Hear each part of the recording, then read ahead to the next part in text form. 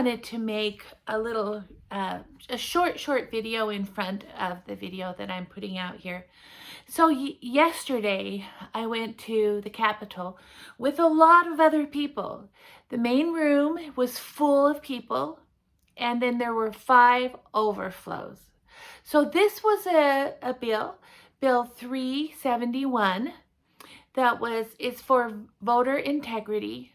And if you listen to, there's like 26 minutes in the video where the representative, Phil Lyman, he tells about the bill. But anyway, so I just want you to know that it was killed. It did not pass. 5 overflow rooms of people. I met there at 3:10. It was supposed to start at 3:30. And I don't think anybody sauntered in till like 4:15 or 4:30. It was about an hour late. And we were there till like, I don't know, 6:30. A long time. And we heard some testimony. So anyway, this is in here. I just wanted you to know that your representatives are not listening to you. They didn't listen to any of us. I'm sure they had people contact them and tell them, hey, we want to have more voter integrity. I went around with the Secure Utah and I got signatures, and people were more than willing because they want to have in-person voting. And it doesn't mean that if you're handicapped, if you're older, if you want to have a ballot mailed to you, you can. But it's not like this idea would be that we don't just mail them out to everybody. I mean, my goodness, there is so much ridiculousness going on. But the bill was killed. So these are the people that voted for the bill. Of course, Phil Lyman, he did. And Peterson, Representative Peterson, and a Representative Brooks. They were the only ones, and here are the ones that you need to remember, so we can vote them out. Clearly, they are not interested, and also this was about having an independent audit to know that your vote matters, that your vote counts, that it's not, there's so much strange things going on, but these are the people who voted against having secure voting. Daley Provost, Malloy, Pierucci, Pierucci, Thurston, Waldrop, and Welton. And at the end of this video, I have their names. Their names are written, again, all the ones that are for and against. And people, if we don't have voter integrity, what do we have? What do we have? People, become involved. Let your representative know. If they're one of the good ones, let them know. Say thank you. If they're one of the stinkers, we are seeing our country ravel apart, fall apart. And it's important to get involved. I sat next to a beautiful young woman. She's about 20, in her 20s. And she was so alert and attentive, and she understood and she had a boyfriend that was sitting behind talking to some other ladies. And I thought, these people are amazing. This young woman understood where we are. And I was so grateful that there are some young people and some people who care about our country. Join us, become involved, start, an ounce of prevention is worth a pound of cure.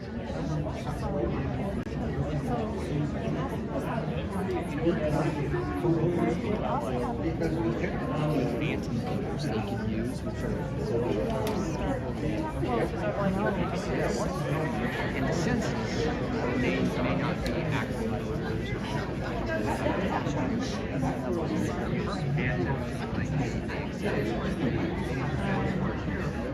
Our witnesses that will address a couple of issues as well, kind of experts in their field. And I'll try to be brief on this, but it's a big bill dealing with quite a few things in the realm of our voting and our elections. So I passed out there should be a sheet coming around that has just kind of an information sheet, but I'm just going to try to hit some of the highlights here in order that they're listed in the bill by line number, and the line numbers are on your paper as well. So the first thing that it does is it prohibits the use of ballot drop boxes for absentee ballots. And that goes hand in hand with eliminating the universal mail-in ballot. Now during the pandemic, we shifted from an optional mail-in ballot where you could opt in and counties could opt to do that. And with the pandemic, it became a mandatory universal mail-in ballot. So, but I do want to say, I just want to speak to this briefly because I've had communications with a few people on the committee that are concerned about the elimination of drop boxes, elimination of mail-in ballots. It's not the key feature of this bill. The key feature of this bill is to provide for some verification of the voting records. If we do the universal mail-in ballots, where basically everyone that's on the voter rolls gets a ballot mailed to them, that's problematic because we've seen that the voter rolls are sometimes not clean, and we have people getting ballots who have moved, so that there needs to be a proactive element to receiving your mail-in ballot. With that said, I talked to the drafter of the bill, and he said it'd be very difficult to get that done today, but he would have it ready for a floor amendment tomorrow if that seems like it's appealing to the committee. So moving on, it says a person may vote by mail using an absentee ballot if they will be out of Utah on election day and the early voting day is provided, or they're ill, hospitalized, elderly, or disabled and unable to vote in person. Again, that may expand. Specifies how a person applies for an absentee ballot. Specifies how an absentee ballot is to be mailed. It says that a person may not possess another person's ballot unless they meet certain qualifications. In other words, we don't want ballot harvesting. Same thing with registrations. We don't want registration harvesting. It doesn't mean that you can't do registration drives. It doesn't mean that people can't set up booths and help people get registered. It just means that they can't collect registration information and without the authorization of the person and do what we call registration harvesting. It says that an election officer may not count the ballots prior to the time the polls close on election day. So there's a section in the code that talks about counting the ballots prior to election day. That section has been taken out completely. It says that an election officer must release the results of the ballots that are counted after polls close on election day on the day of the election. So even if there are things that need to be adjudicated, they're still going to release the count of the ballots that have been counted. It makes some changes to how provisional ballots are treated and how a voter may cure a ballot. Extends the time of that an election officer must retain the ballots. Right now, election officers are required to retain ballots and voter records for 22 months. This would extend that to 36 months. Honestly, as we're moving more and more into the digital realm of this, I'm not sure that it's going to be an issue whether they retain them indefinitely, but this definitely will take it from 22 months to 36 months. This is a key feature of the bill. It requires that the lieutenant governor shall, at least 90 days before election day, hire an independent auditor to audit the election. And I'll get into that a little bit more. It prohibits the drive-through polling location, specifies election security policies, requires that ballots contain a certain security feature so that you can track these. So similar to a checkbook that you have, it would have something on there that says these are in sequence or not in sequence. You could tell if something came in that was not in the proper sequence. And that pretty much is the provisions in the ballot. So as we're talking about this, you might say, what's the problem that we're trying to fix? And if I could put it as simply as I can, we have to be able to compare votes per precinct with registered voters per precinct. And I want to reiterate something on this. This bill is not a criticism of the clerks or anybody that's involved with the election process. I was a county commissioner for 8 years myself, and I would have gone to bat for my clerk any day of the week, and did. We had some very controversial things in my county, and I was on the phone with the then Lieutenant Governor a lot, and defending my clerk. So I believe in the clerks. I believe in the job they do. I'm also a CPA by profession. So I was trained as an auditor, which that's not what I do as a profession, but I was trained as an auditor, and I kind of understand what an audit is. There's, I guess as a CPA, I understand what it means, what accounting means. So when we account for things, there's a way to do that. There's a system in place. And I want to make sure that when we're talking about our elections, that there's a system in place to account for those. So as I come to this, I've made some honest observations by looking at the data, analyzing data, crunching numbers, working with other people who have done the same. And honestly, there are thousands of people in the state and outside the state who are looking at the numbers and crunching the numbers and finding things that I would say are of concern. Excuse me. So for example, if I want to verify the voter database, the voter rolls with the votes cast, then it would make sense that I would need to be able to look at the voter database, and I would need to be able to look at the votes cast. And if you can only look at a part of those, then it becomes an issue. How can I verify these things if I can't look at both of the things? And then if you take everything you can get and can run some analysis on that, and it throws up some red flags, and you typically would want to dig a little bit deeper. And I'll say, as legislators, and this should be of interest to all of us, federal law specifies that legislators have access to the voter rolls. And yet, if in Utah, if you want to get those voter rolls, you're probably gonna have to do a court order, and that's not because of a policy, it's because of a contract that was signed with a third-party provider that sifts through all of our voter rolls. So you may not be able to get them, but another third-party company has those in 31 other states, and they're supposed to clean those up. And with some of the lawsuits that are happening right now, I'm finding that they're not always doing the best job on that. So we come to an audit. Let's talk about an audit. I've said, if I said to somebody, I feel like I need an operation, you might say, well, what kind of operation? It doesn't matter, I just want an operation. It's kind of what an audit is. And as in the CPA world, you always have to say, well, what is the scope? What kind of audit are we talking about? And I hear this term thrown around a lot. We need an audit. We need an audit. Well, let's talk about what that audit is. In my bill, there would be one auditor or one audit firm that would be hired by the Lieutenant Governor. That person would simply analyze the data. I've done this myself with the data that I could get. And taking Salt Lake County, there's 790 precincts roughly. And I go down those precincts and I say, okay, well, these are the number of people in the precinct. These are the number of registered voters. These were the votes that were cast. And you get all that by precinct, except for some of the voter roll information, which I have to then kind of extrapolate. And I get down to about 20 line items where statistically, it looks like more people voted in that precinct than live in the precinct.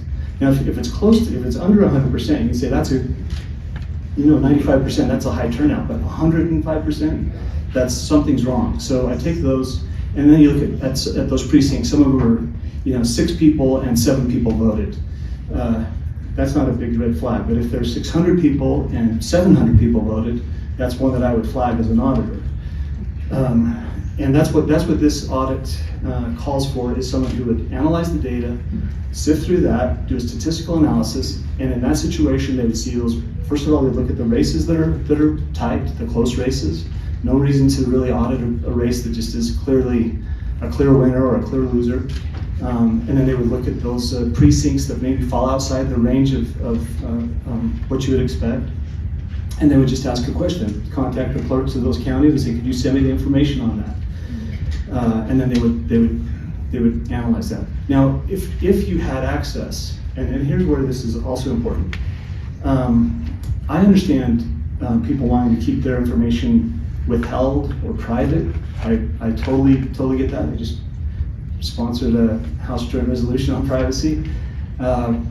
So I understand people wanting to keep that private, but there's got to be somebody somewhere that can look at that, and it's got to be some. In my estimation, it has to be somebody who can issue an opinion.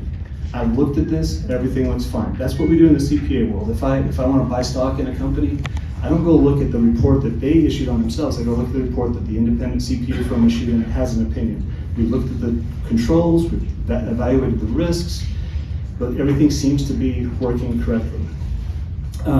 I'll just give you one example of something that an auditor looks at when he goes into a company. He looks at their vacation policy. You say, well, why would an auditor care about the vacation policy? Well, there was a situation with one of the school districts that a person in charge of financial stuff had not taken a vacation in 15 years. Had not taken a vacation day in 15 years. When that person finally retired, they discovered massive amounts of embezzlement. So mandatory vacations say, we don't mistrust you, but why don't you go take a vacation for a few weeks, let somebody else do your job, and we'll see things that may come up. So that's the type of controls that you look at in an audit. Let's see. The other things I think may come up here is this universal mail-in ballots. I've read a lot of things in the texts and messages that I've gotten. You guys may have gotten a few of those yourselves. That say that this is eliminating mail-in ballots. It's not eliminating mail-in ballots. It's making people accountable for the mail-in ballots that they file. And there are people who need to mail in a ballot. This would allow those people to mail in the ballots. But if we do the universal mail-in ballots, again, like I said, trying to match that voter roll up with the ballots that are cast becomes really problematic. In essence, what we're doing is we're blanketing communities with ballots. And assuming that the people that we're sending it to are legitimate on the voter rolls, whether they requested it or not. And what we're finding in Utah and in other places is that that's not always the case. So I guess what I want to say is our voting is not merely a survey of who we like the most. It's our voice in a government of the people, by the people, for the people. It's very important. I don't discount the sacredness of the ballot and the votes that we cast. And it's not a survey. It's not getting a rough idea of how people feel. It's a vote. Every vote should count. Every single vote should count. And in Utah, whether we have the gold standard or not, one thing is certain, that's we do have a crisis of confidence. Again, in a public company setting, they address that with external independent audits. And that's kind of, again, the gist of this. I do want to ask Ms. Hart if she would give us some of the insight on things that she's looked at. Wendy Hart with Utah Election Integrity. We're very supportive of House Bill 371. The auditing factor is really important. We require audits. In my past life, I served 8 years on the Alpine School Board. Every year, I was on the audit committee, and every year we received a report from an independent auditor. We had to publicize our call it CAFR report. I just lost it.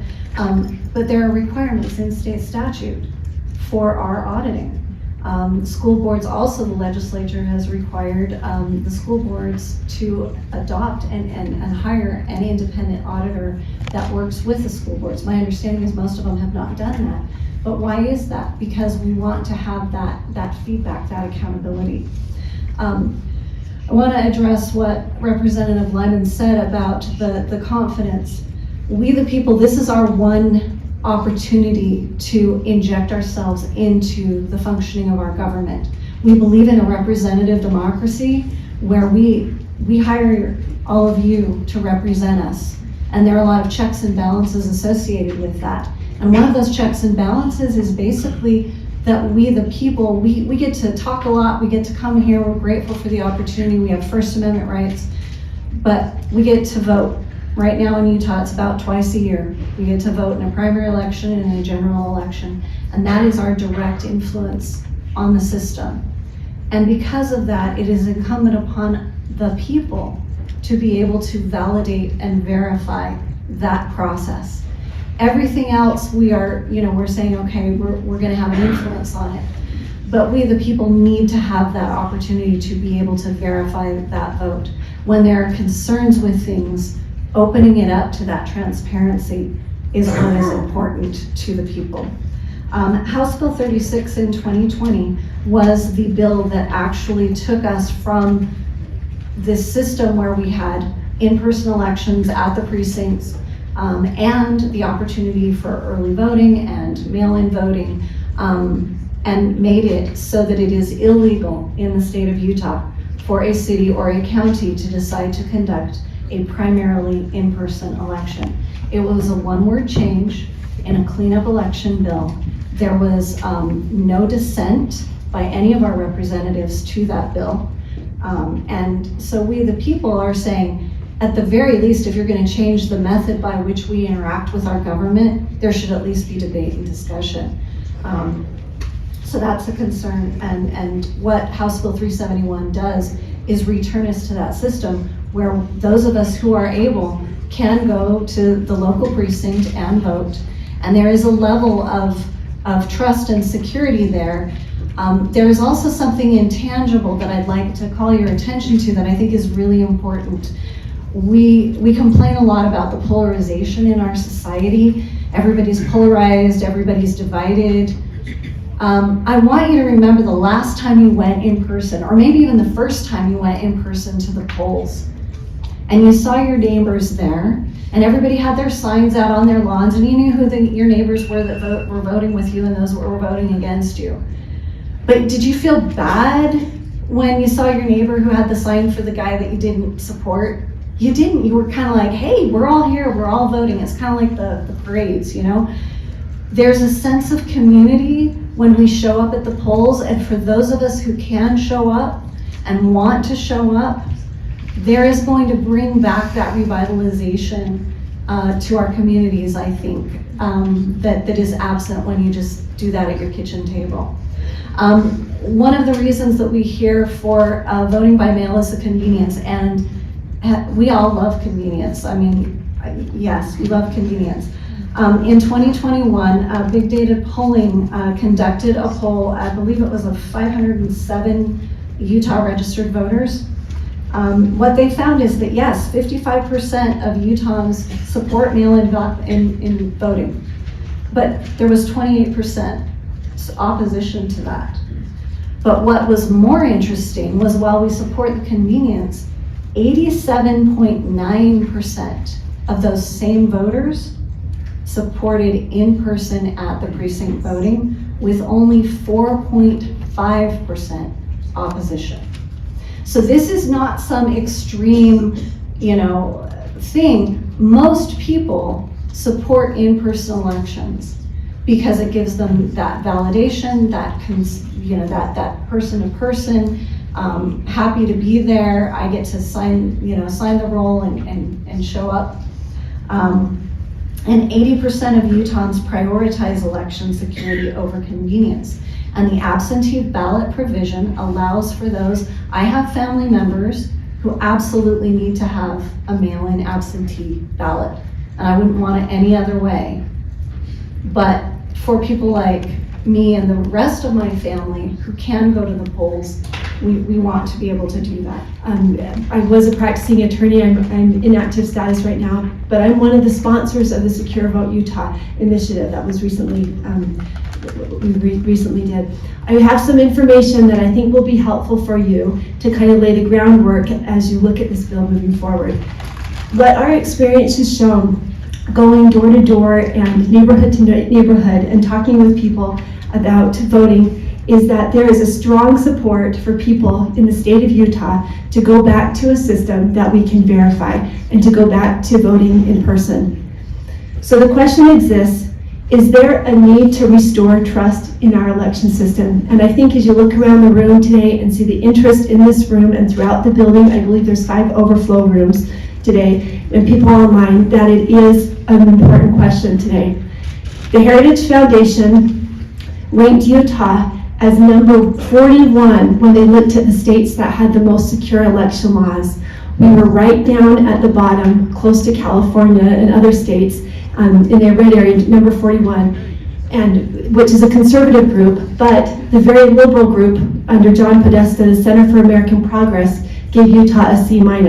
So both sides of the political spectrum are united in agreeing that things need to be changed in Utah and that we could do better.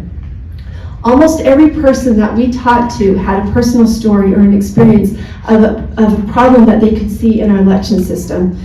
My personal story is I received an extra ballot at our house, who I don't know who it belonged to.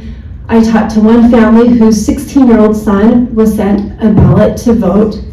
Another woman received a ballot both in her maiden name and in her married name. And a man down in Washington County reported that his grandmother had been voting for years because his sister has been filling out the records for his grandmother. And I'm happy to provide affidavits on every one of these stories if needed. So I do think there is a need to secure our elections, and it's because of personal experiences that people are seeing in their own lives. So our question number 2 is, do you have the support of the people to go forward and to make the needed changes? Do you have the support of the people to return to a system that we know well in Utah of voting in person? I'm sharing our experience that we had the last 37 days in collecting signatures. We started with a team of less than 10 people early January, and we grew and grew throughout the state. In Fillmore, one volunteer said, I collected 165 signatures and I only had 3 people tell me no. He said, as soon as people said, you're voting in person, they were eager to sign. Someone in Hurricane told me that they were knocking in neighborhoods and found that they had over 90% of people who they talked to sign the initiative right off the bat. And that was our general numbers that we saw throughout the state. Yes. Can you keep the comments germane? We're not talking about signature gathering today. Right. Okay. This is germane because this is speaking about the support of mail-in ballots. But that's fine. I need you to wrap it up. Thank you. Okay. So the support continued throughout the entire initiative, and we were growing at over 800 signatures a day, because people felt like that our vote is sacred, and we want to protect and fortify this election system. This system needs to be verified. So moving on to my next point, when we turned in our last packet on Tuesday, I was shocked to read throughout the newspapers, through Newsweek, Salt Lake Tribune, all the local media reported that the numbers that were submitted by Secure Vote Utah was 5,700. I called one reporter who verified that was the information that they received from the Lieutenant Governor's office. The next day, I began calling all the county clerks. I knew that was not correct. There was no way that was the accurate number. And I wanted to verify the numbers on my own because the numbers were not adding up. Later that day, I talked to Mr. Cowley at the Lieutenant Governor's office, who told me no, the actual submitted numbers turned in exceeded 28,000 signatures. In less than 37 days, from starting with fewer than 10 people, we had over 28,000 people who signed wanting to return to paper ballots, exactly what this bill is proposing today. So why did they not release that number on the day? Why was the media told the number was 5,700, the number that they had verified before they stopped verifying? But the reason why I'm here is telling the story is because I want you to know that that narrative is not correct. You have the support of the people behind this. You have the support of the people to return to paper ballots. They are willing to go talk to their neighbors. They're willing to do everything to try to secure our system. Thank you. Representative, let's go on to the next person in your presentation, if that's right. And my career's been 45 years in IT. At 3 banks, insurance company, Department of Defense contractor, and the state, in all levels of IT, management, and technical. The reason I say that is so you understand that I'm coming from a background of experience in these areas. In all of these places that I worked, auditing practices and security practices were understood. They weren't discussed as optional, they were just understood. And in fact, if I had ever said, in my role in any of those positions that I didn't want to do an audit, I would immediately be suspect. And if I refused to participate in an audit, I could be disciplined or terminated.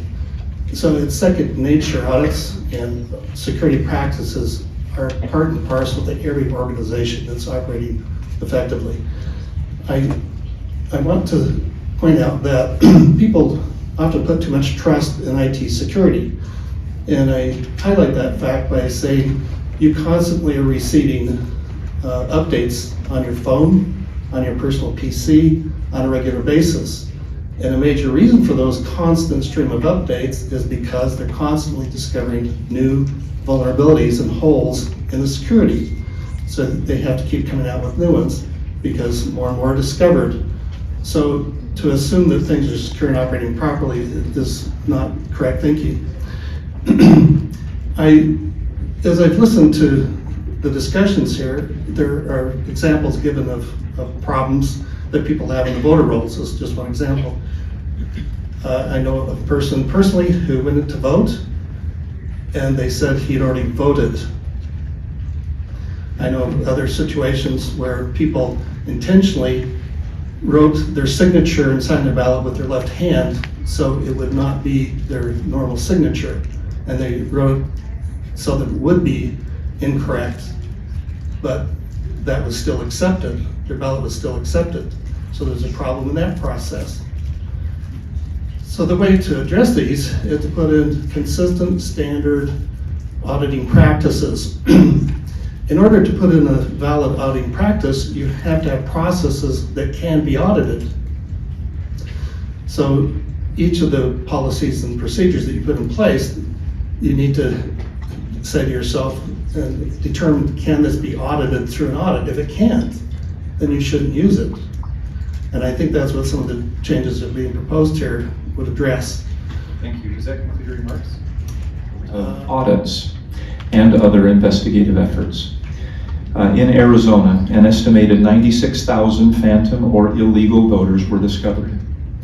Over 53,000 illegal ballots as part of the audit in that state were discovered, excluding individuals who submitted ballots more than once, and those totaled about 17,000. Between 4,000 and 5,000 envelopes whose ballots were counted that were missing a signature. In Mesa County, Colorado, election data was deleted by the machine vendor. In Fulton County, Georgia, tens of thousands of harvested ballots deposited by about 200 individuals in the dead of night. Would you like to make a very concluding statement? Yes, about 15 seconds. That'd be fine. Thank you. About tens of thousands of harvested ballots deposited by about 200 individuals in the dead of the night were discovered. In Wisconsin, similar ballot harvesting activity took place, and about 50,000 phantom ballots. I could go on and on. To discover these anomalies and whether they exist in Utah in some similar fashion, an independent audit is needed. However, my final comment is HB 371 will provide a solution to virtually all of them. Thank you. Thank you. We do have a question for you. Representative Moy. Thank you for being here, former Representative Christiansen. You just gave us a bunch of great data about other states. Do you have any data that's related to Utah? Some of that data has been shared previously. What I did say, and I believe firmly in this, is in order to discover this kind of data that I just shared with you that has been found in other states, a full forensic audit would have to be conducted. It's my understanding that, and I think it's been made clear that the elections are audited here in Utah. And so,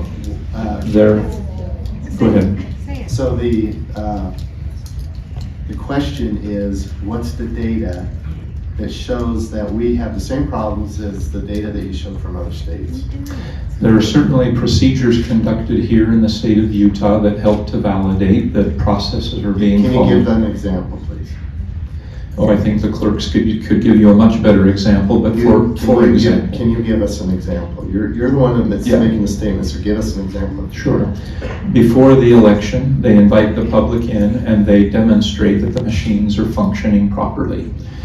They know how the ballots that are going to be scanned by those machines should tabulate, and then they demonstrate after they have tabulated that they do count appropriately. The Lieutenant Governor's office also identifies a certain number of ballots that are then involved at the county level in an follow-up audit procedure to determine or to confirm that they were counted properly. Thank you very much. Thank you. Thank you, Representative Christiansen. Go to Stephanie Grant and Ms. Horlocker, as soon as he vacates the chair from Ms. Papa. Thanks. Stephanie Grant. So I need to clarify an earlier remark. No election can be held in person in our state right now. By default, they all must be held by the mass mailing of ballots. So the right to fair elections is perhaps our most important of all of our God-given rights. I and so many others want as many legal voters as possible to vote. Our highest priority is to ensure that only legal votes are counted. A survey was done in Utah last year. 81% of Utahns agreed that election security must take priority over voter convenience. It's also important to note that the courts over the last year are consistently upholding those kinds of reforms. And when the Lieutenant Governor's office says it's hard to show ID, I don't understand what I'm missing. We show ID for almost everything, so maybe we should focus on making it easier for people to obtain ID, because we show it for almost everything. And sorry, our votes are sacred and they need to be secure, and we need to fill. Sorry, one more second.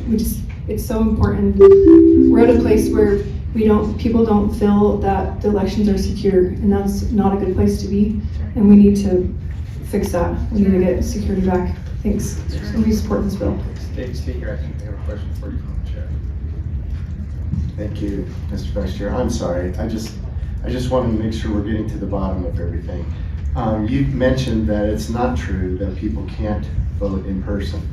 I think Mr. Calley made it very clear that that is the case. I said elections can't be held in person. Can we say that again? Sorry, you have to request to vote in person. The election you can't hold elections in person. But you can vote in person. Is that right, Mr. Calley? Hang on just a second. Let me clarify what I think is the question. So the question is, can a municipality or a county hold an election entirely in person? No. Or are they required to allow vote by mail? No. They're required to vote by mail, but they are required to have it in person. Come up to the. Sorry. We just want to make sure we're being very, very clear in everything we're talking about. Yeah, Ms. Berlocker, please let him have your seat. Yeah, so a municipality or a county would be required to mail a ballot to every active registered voter, but they're also required to have an in-person polling place where voters can go and vote in person. So the elections are required to be hybrid in a sense that every person has the option of either voting by mail or in person. Correct. And that's how all the elections are. Yes. Okay, great. Thank you for the clarification. Thank you. Everyone says that they wouldn't have open elections. Right now, everyone's getting mailed in a ballot at this point. Stephanie, you want to go ahead and you can say that in the microphone so we can hear Okay, you. so right now, everyone is getting a mailed-in ballot. That's right. So it's not like we're the only red state that's all mail-in. Okay, but the person who receives that ballot can either vote by mail, or they can bring it in person, or they can vote in person if they choose. Is that correct? Yeah. That's what I heard Mr. Calley say. Yeah. Okay, great, thank you. Ms. Horlocker, you're next, go ahead. Thank you, Mr. Chair. Wait, I'm sorry, I do have a question over here from Representative Carucci. Mr. Chair, if we have additional questions for the clerks that come up throughout this, would you like us to save those for an end for them to clarify, or do you want us to ask as we go? Because Mr. Calley was up here. Yeah, that is a great question. If there are questions that are appropriate for the clerks to answer, let's hang on to those. And before we go online, we'll give the clerks a chance to get them. Okay, because I think the back and forth is going to be hard. So, It's going to be hard, it is. Thank you. Ms. Horlocker, go ahead. And then also, could we have Nikila Vingopal come up and take the other seat? Thank you, Mr. Chair. My name is Tina Hortlocker. I'm from Davis County. I'm the former chair of the Davis County Republican Party. I've been involved for over a decade with elections at some capacity, and I have much reason to be concerned, as I have witnessed and been made aware of serious issues with our voting process, including 8 mail-in ballots that have been sent to my home for years. I was concerned enough that over the last month I gathered signatures for the Secure Vote initiative. I went door to door. 9 out of 10 people signed my ballot, but they wanted to spend too much time talking about their angst with the whole system. So I decided I needed to have a fast route, got permission to sit outside of a busy grocery store, and spent an entire Saturday with a couple of other people. In a matter of 5 hours, gained about 600 signatures, and the ratio of people who signed was about 8 to 10. I'm a witness of the crisis of confidence in more ways than this. There was not enough time to finish the petition. The Pennsylvania Supreme Court declared mail-in voting unconstitutional. It's being challenged across the United States.